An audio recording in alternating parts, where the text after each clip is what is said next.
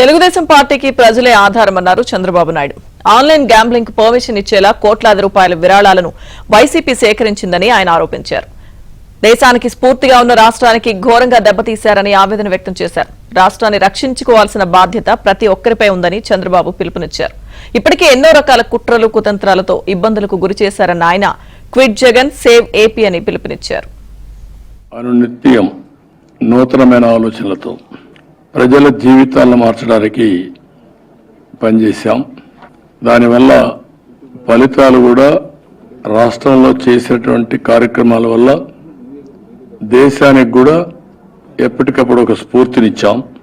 అదేవిధంగా రాజకీయాల్లో ధనవంతులు లేకుంటే ల్యాండ్ లార్డ్స్ ఇలాంటి వాళ్ళు కాదు, విద్యావంతులు రావాలి, నీతిమంతులు రావాలి, సామాజిక న్యాయం జరగాలి, గ్రాస్ రూట్ నుంచి నాయకత్వం రావాలి అనే ఉద్దేశంతో ముందు పోయిన పార్టీ తెలుగుదేశం పార్టీ.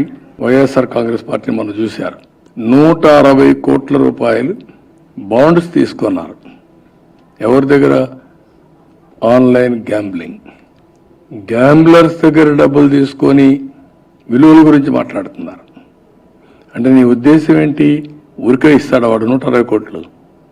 160 కోట్లు ఇచ్చాడంటే నీకు నువ్వు ఆన్లైన్ గ్యాంబ్లింగ్ కోసం యాక్సెప్ట్ చేశావు, సమయం కోసం వెయిట్ చేస్తున్నావు. అలాంటి దుర్మార్గమైన ఆలోచనలు చేయడం, క్యాసినోలు పెట్టడం, ఇలాంటి నీచమైన పనులు చేయడం చాలా బాధాకరం. అందుకే మేము ఎప్పుడు కూడా ప్రజలపైనే ఆధారపడుతున్నాం. ఈరోజు రాష్ట్రంలో నష్టపోని వర్గం అంటూ లేదు, నష్టపోని వ్యక్తి కూడా లేడు. ఇప్పుడు నేను చూస్తే చాలా భయంకరంగా ఎవరైనా పాపం 10 రూపాయలు ఎప్పుడన్నా ఎలక్షన్లో ఇచ్చేవాడు కూడా ఈసారి ఇవ్వలేని స్థాయికి వెళ్ళిపోయారు. అంటే దానికి కారణం ఏంటంటే ఇతను చేసే దౌర్జన్యం, అరాచకాలు. రెండవది, ఈ రాష్ట్రంలో ఒకే ఒక వ్యక్తి బాగుపడ్డాడు, 5 కోట్ల మంది నష్టపోయారు. 5 కోట్లలో ఇతను ఒక్కడే తప్ప ఎవ్వరికి లాభం రాలేదు. జెన్యున్గా న్యాయపరంగా జరిగే ఇష్యూస్ కూడా జరగలేదు. అది వ్యాపారం కావచ్చు, కాలేజీలు కావచ్చు, లేకపోతే చిన్న చిన్న షాపులు కావచ్చు, అగ్రికల్చర్ కావచ్చు, లేకపోతే అక్వాకల్చర్ కావచ్చు, హార్టికల్చర్ కావచ్చు, ఏదైనా కానీ కడాన్ అన్ఎంప్లాయీస్ కావచ్చు, అందరూ నష్టపోయారు. ఆ పరిస్థితిలో ఈ రాష్ట్రం ఉంది. వీళ్ళ బుకాయింపులు, వీళ్ళ బెదిరింపులు, భయభ్రాంతులు చేయడం ఒక స్టేజ్ వరకే. ఒక స్టేజ్ దాటిన తర్వాత ఈరోజు మీరు ఎన్నికలు వచ్చిన తర్వాత మీరు చూస్తున్నారు, సెక్షన్ బై సెక్షన్ ముందుకు వస్తున్నారు. నేను ఇంకోటి కూడా అప్పీల్ చేస్తున్నా, చాలామంది ముందుకు వస్తున్నారు, ఇప్పటికే వచ్చారు. ప్రతి ఒక్కరూ రావాల్సిన అవసరం ఉంది. ప్రతి ఒక్క ఇంటి పైన కూడా ఈ కూటమి జెండాలు కట్టాల్సిన అవసరం ఉంది. మేము పిలిస్తే మీరు రావడం కాదు, వాలంటరీగా స్వచ్ఛందంగా మీరే వచ్చి మమ్మల్ని నడిపించాల్సిన బాధ్యత మీ మీద ఉంది. మీ భద్రత కోసం, మీ భవిష్యత్తు కోసం, మీ పిల్లల భవిష్యత్తు కోసం, ఈ రాష్ట్ర భవిష్యత్తు కోసం మేము చేసే పోరాటం. మాకు అండగా నిలబడడం మీ బాధ్యత, మాకు సహకరించడం మీ బాధ్యత. మేధావులకు కూడా చెప్తున్నా, సూడో మేధావులకు చెప్తున్నా, కొంతమంది పేటీఎం బ్యాచ్ ఉంటుంది, దాన్ని ఎవడేం మార్చలేడు. కానీ మనస్సుండే ప్రతి ఒక్క మేధావి ఆలోచించుకొని ఏది వాస్తవం ఏది అవాస్తవం అనే నిర్ణయం మీరు చేసుకోవాలి. అన్ని వర్గాల్లో ఇప్పుడు కనపడేదంతా టీజరే చూశారు. రియల్ సినిమా ఇంక రాబోతుంది. డే బై డే మీరే చూడబోతున్నారు. అది వాళ్ళకి అర్థమైపోయే సీన్ అంతా.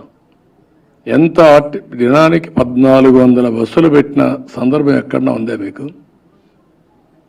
ఎవ్రీడే 10 కోట్లు 15 కోట్లు బిర్యానీ, లేకుంటే క్వార్టర్ బాటిల్, లేకుంటే హాఫ్ బాటిల్, లేకపోతే వాళ్ళకందరికీ ఫ్రీ బస్సులు. అంటే ఇంత డబ్బులు విచ్చలవిడిగా ఖర్చు పెడుతున్నాం అంటే ఎక్కడి నుంచి వచ్చింది డబ్బులు? కామన్ మ్యాన్కి అర్థం కదా. ఎక్కడి నుంచి వస్తుంది? నేను వ్యవసాయం చేసావా? వ్యాపారం చేసావా?